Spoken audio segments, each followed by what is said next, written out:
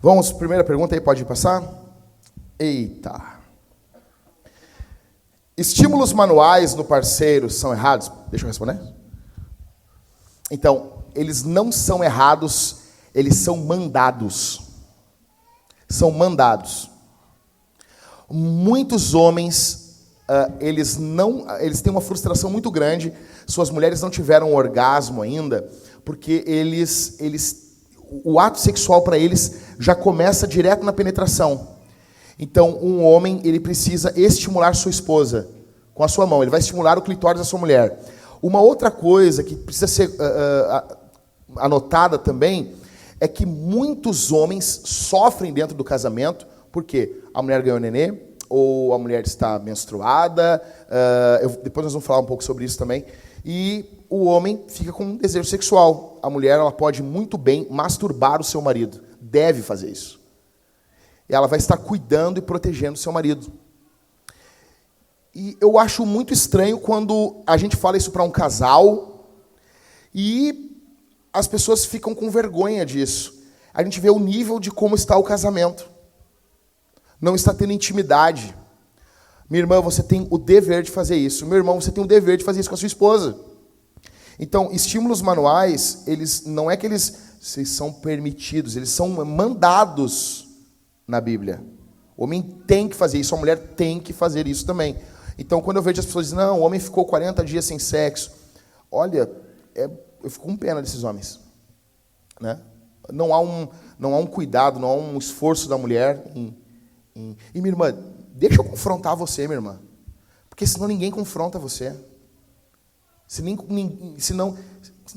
Daí ninguém pode entrar nesse terreno e confrontar você. Não sei, quer dizer alguma coisa quanto a isso? Muitas mulheres se sentem com um problema porque não atingem o orgasmo com a penetração. Tá? E isso acaba virando uma bola de neve, né? Porque já vai para a relação sexual pensando que não vai conseguir, o que tem que fazer para conseguir. Isso não é um problema. Isso é apenas algo natural. Uma porcentagem muito grande das mulheres não consegue atingir o orgasmo apenas com a penetração. Tem que ser estimulada de outras formas. Tá? Então, você não precisa se sentir menos por isso. É algo do corpo. Pode ser que um dia você venha conseguir, mas você tem outras formas de ser estimulada e isso vai promover também a intimidade, a cumplicidade do casal. Então, uma coisa que impede muitas mulheres de atingir isso é porque elas já vão para o início do relacionamento pensando em como acabar esse relacionamento logo, porque ela não vai conseguir mesmo, então que ele faça o que tem que fazer e que termine logo. Então, irmãs, vocês podem ser estimuladas de outras formas e seria bom que vocês descobrissem como gostam de ser estimuladas, né, com o seu marido. E digam a ele. O marido não precisa adivinhar sempre, ele não vai conseguir, provavelmente, adivinhar. Descubram outras formas. Se você não tem orgasmo com penetração, descubram outras formas. Esse momento de descobrir será prazeroso também. O caminho é tão prazeroso quanto a chegada. Deus, as pessoas dizem assim, não, mas você tem que fazer sexo com a sua esposa, com a sua namorada antes de casar, porque como que vai ser depois de casado? Cara, Deus projetou que fosse, entre aspas, engraçado. Deus projetou que não fosse perfeito. Deus projetou que o casal fosse conhecendo as coisas na caminhada. E isso é uma bênção, tá bom? Próximo.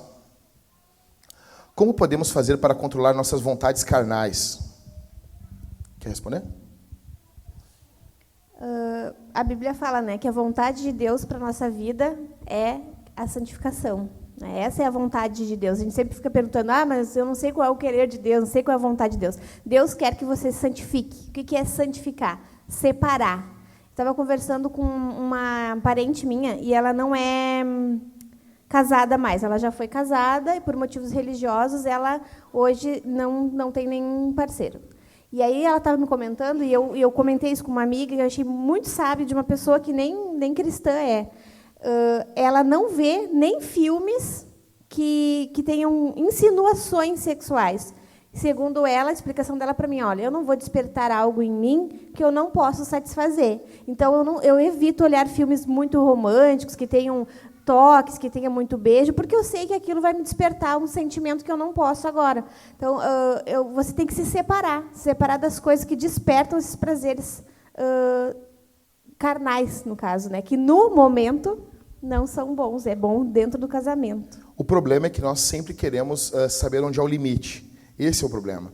Então, nós queremos assim, onde é o limite do pecado? Eu quero chegar até ali. Nós temos que ficar bem antes, tá bom? Próxima pergunta. Quando querem namorar, o casal tem que estar trabalhando ou se a guria não estiver, tudo bem? Bom, é necessário, é fundamental que o homem esteja trabalhando, tá bom? Não é necessário, não é obrigado que a mulher esteja trabalhando. A mulher pode trabalhar? Pode, tá bom? Eu quero deixar isso muito claro aqui. Eu não sou contra mulheres trabalharem fora, tá bom? Porque fique claro isso, porque as pessoas às vezes o Jack é machista. Não, eu sou a favor. Trabalhem fora, não sou contra, tá bom? Só tem alguns poréns que tem que preencher para que a mulher trabalhe fora. A casa é da mulher. O homem pode fazer alguma coisa, ajudar, pode. Mas a casa é da mulher. Assim como o sustento é responsabilidade do homem, e a mulher pode ajudar, mas é responsabilidade do homem. Tá bom? Então, o homem ele já precisa estar trabalhando antes de começar a namorar. E seria muito bom se ele já estivesse morando sozinho, como diz a Escritura. Deixará o homem pai e mãe. Aí depois ele se une com a mulher. Depois ele casa. Mas ele já deixou o pai e a mãe antes. Tá bom? Ele já lava as cuecas dele sozinho. Próxima pergunta. O casal cristão pode assistir filme pornô? Pode falar, amor? Quer que eu responda? Não. O casal cristão não deve ver filme pornô. Jesus falou que se você cobiça uma mulher, se você cobiça no seu coração, você já cometeu adultério com ela. O filme pornô é um abuso da figura humana. Eu falei para você semana passada que quase 100% dos atores e atrizes pornô foram pessoas que foram abusadas sexualmente na infância. Você está usando eles para a sua excitação sexual. Há um grande problema quando precisa-se de elementos externos para a excitação sexual. Eu conheci um casal cristão.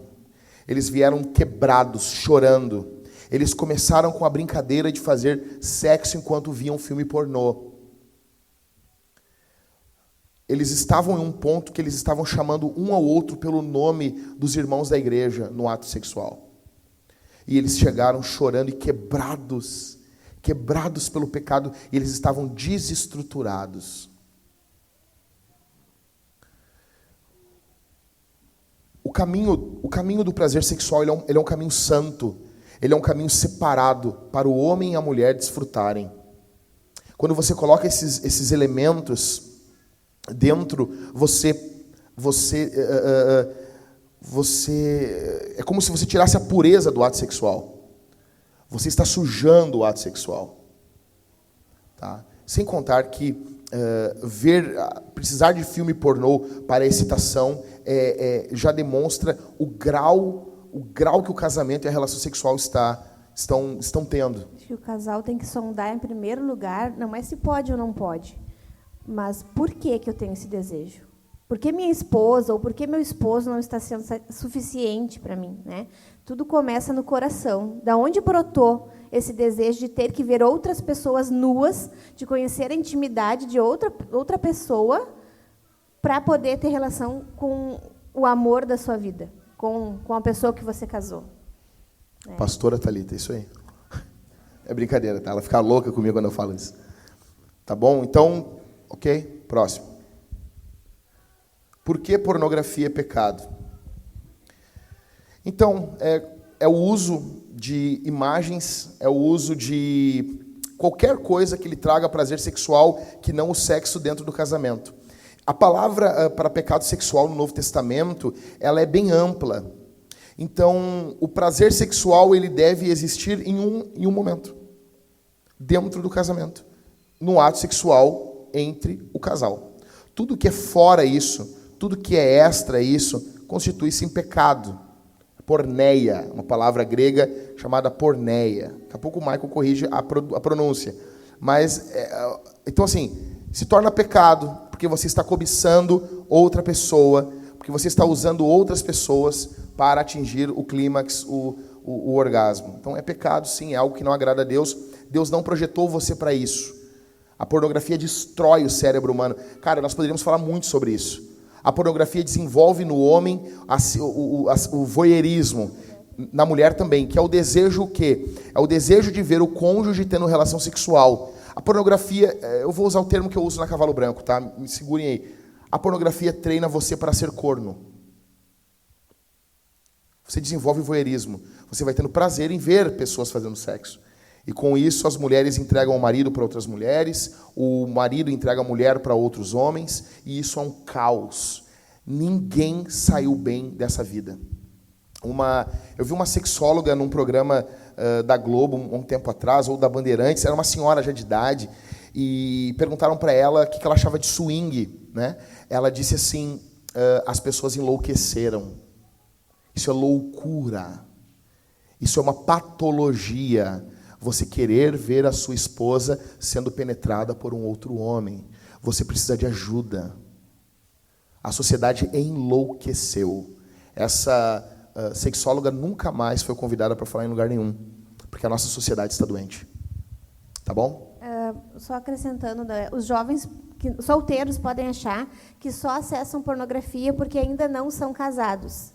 Não comece, e hoje, infelizmente, a gente começa muito cedo, né? Pais, cuidem seus filhos, porque eles são apresentados à pornografia com 5, 6 anos de idade pelo coleguinha do colégio que tem um videozinho no celular.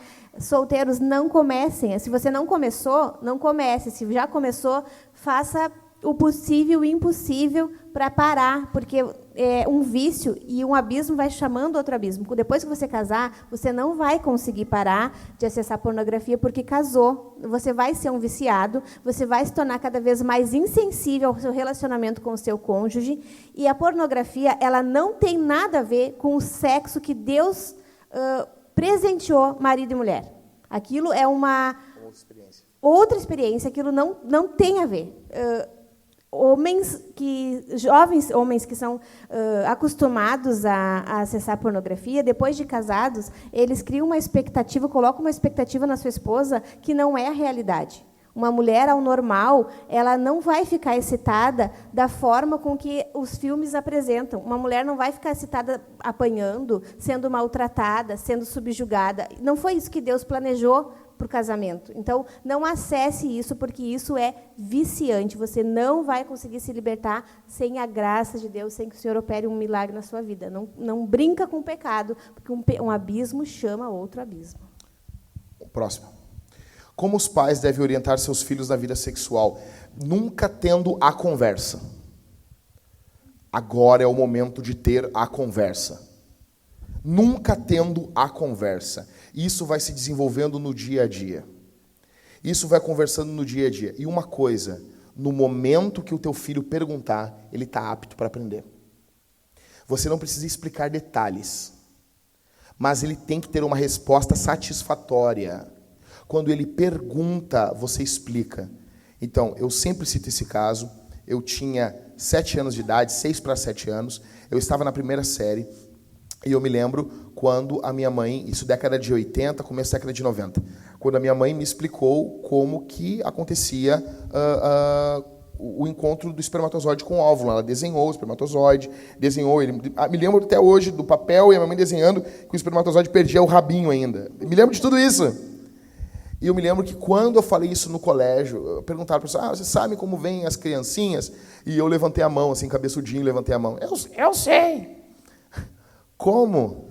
O espermatozoide do papai encontra o óvulo da mamãe. A professora ficou me olhando, assim, e ela mandou chamar minha mãe no colégio. Aquilo foi eram outros tempos, né? Então, e eu me lembro que aquilo foi tranquilo para mim, na minha mente. E isso, eu não tinha internet, não tinha como há hoje. Então, eu aconselho vocês a conversarem com seus filhos e de forma natural. Eles vão perguntando, vocês vão respondendo. Nunca chega o momento de ter a conversa.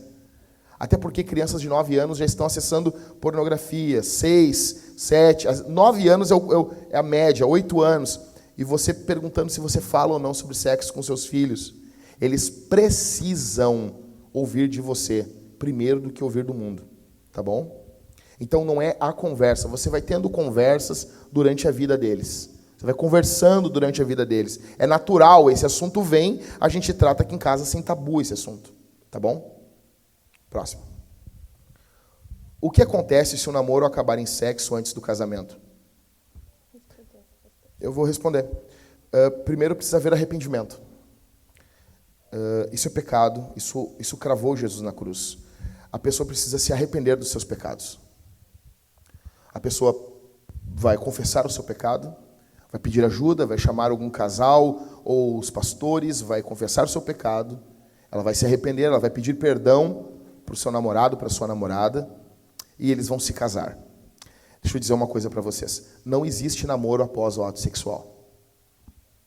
Ninguém continua namorando após o ato sexual. Se falaram que alguém continuou, eles mentiram para você.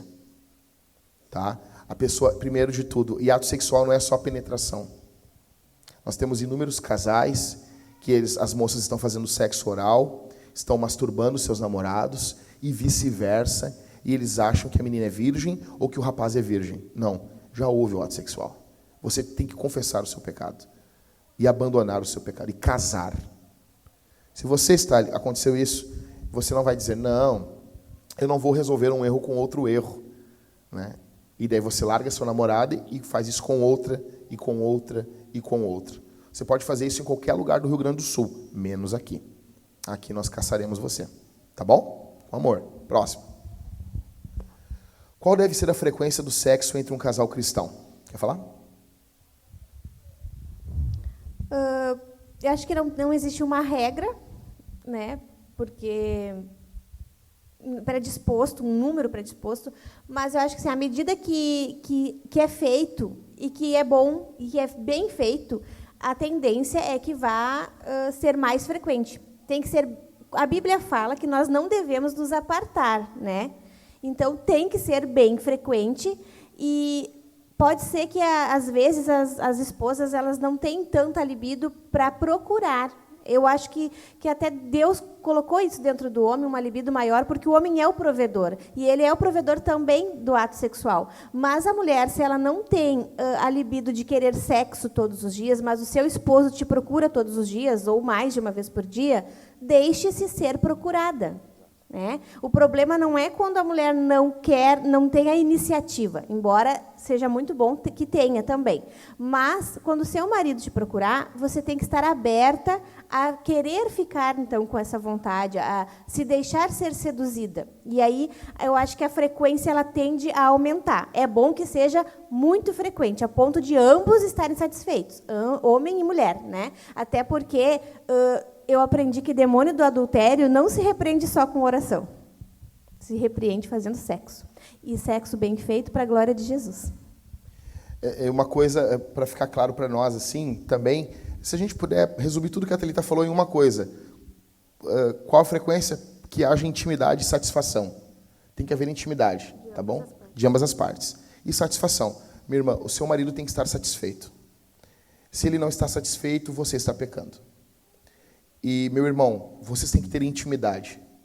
Se não está tendo intimidade, você está pecando. Tá bom? Próximo. Acho que não adianta a frequência sem a qualidade, exato, né? Exato. Então, assim, existem pessoas que são viciadas em sexo. Um ator, fizeram uma entrevista com o Michael Douglas, e ele era um homem, ele falou numa entrevista, uma revista americana, que ele era viciado em sexo. Então, ele tinha vontade de fazer 6, 7 vezes ato sexual. Só que esses homens que têm esse tipo de perversão, essa patologia, não é que eles fazem um ato sexual bem feito. São relações de 15 segundos, 30 segundos, e isso é descontrolado. Então, ele faz 6, 7 vezes. Não há casamento que aguente com isso. Então, precisa de um tratamento, de ajuda, de pessoas que estejam dando suporte, tá bom? Não é disso que a gente está falando. Nós estamos falando de intimidade e de satisfação, tá bom? Próximo. Uou.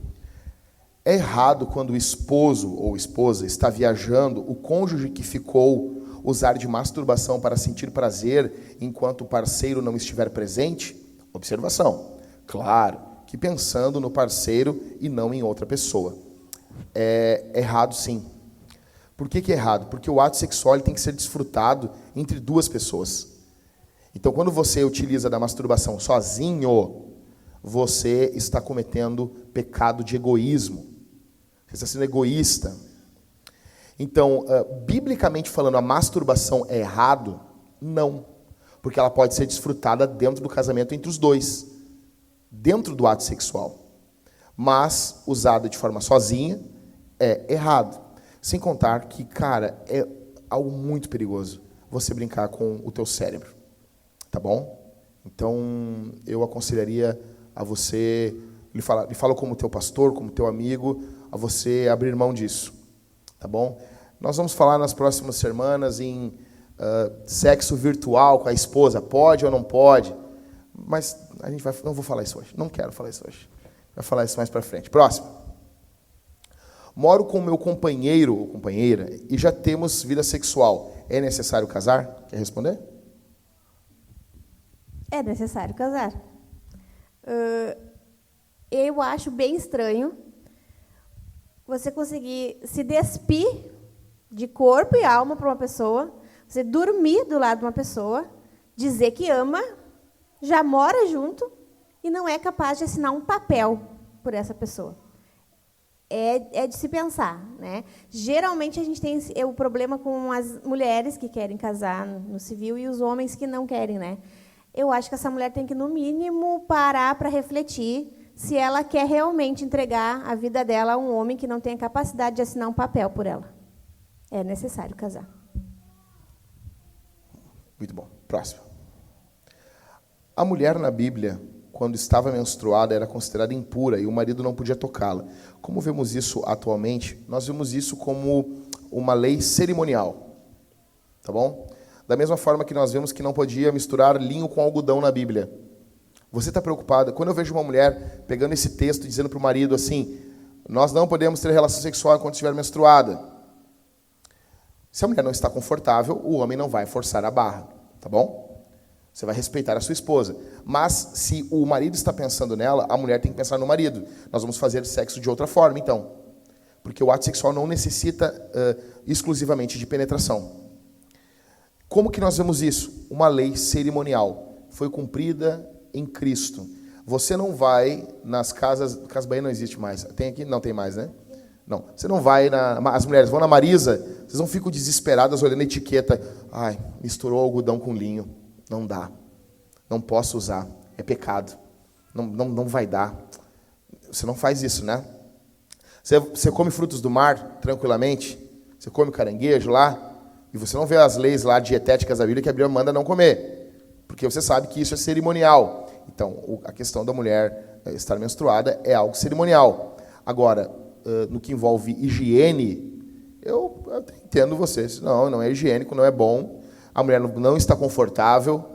Agora, se um casal está feliz assim, e há bastante limpeza após isso, sejam felizes. Existem mulheres que querem também. Exato. Pode falar? Falei. Existem mulheres que não têm problema com isso, né? Existem mulheres que nesse período, elas têm maior libido. Se o marido consentir também, existem outras formas de fazer. Sejam criativos, sejam, né?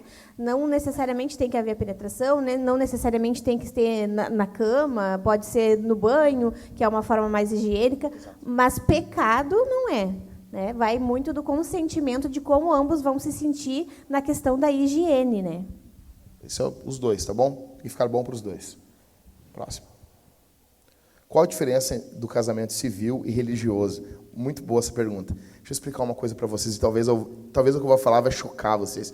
Gente, existe um casamento, que é o casamento que acontece no civil. Casamento é um contrato, é uma aliança. E você faz isso diante de autoridades do país. Tá bom?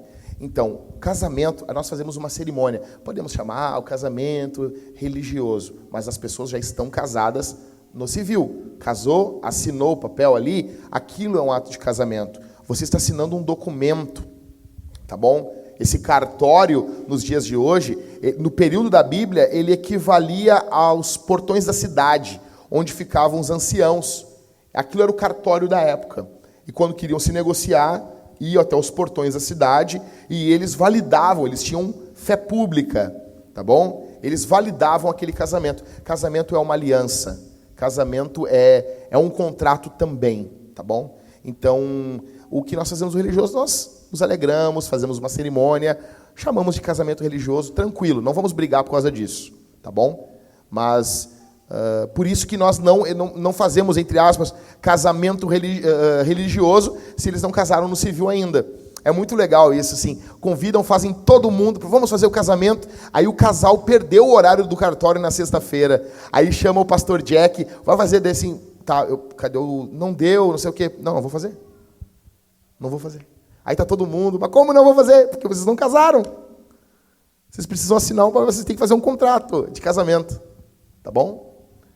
Não vai no papinho de pessoas que não, eles não faziam contrato, faziam sim, desde que o mundo é mundo, tá bom? Próximo. Se a Bíblia diz que devemos seguir a lei dos homens no casamento e a união estável é reconhecida juridicamente, por que a igreja não reconhece a união estável? Não, a igreja reconhece a união estável. A igreja diz que a união estável é... União estável. Exato. União estável a igreja reconhece. O que a união estável é? União estável não é casamento, tá bom? Nós reconhecemos, estamos reconhecendo. Não é casamento. E outra coisa, que ânsia é essa que não pode casar? Como a Thalita falou, o que é isso? Eles tiram a roupa na frente um do outro, mas não podem casar. Vamos fazer uma união estável. Que paixão é essa pelos bens? Próximo. É isso aí? Vamos...